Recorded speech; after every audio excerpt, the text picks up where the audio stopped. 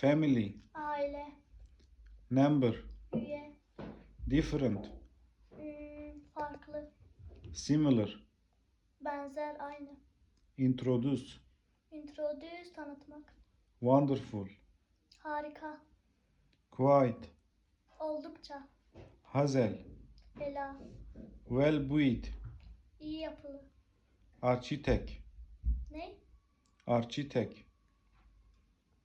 Mimar, office, ofis, parents, ebeveyn, doll, bebek, case, kovalamak. dentist,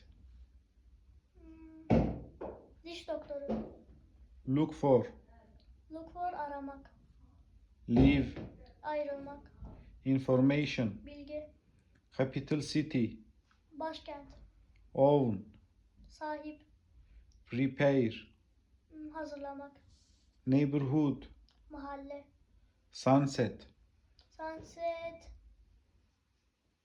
gün batımı, daylight, gün ışığı, shade, shade, gölgelik,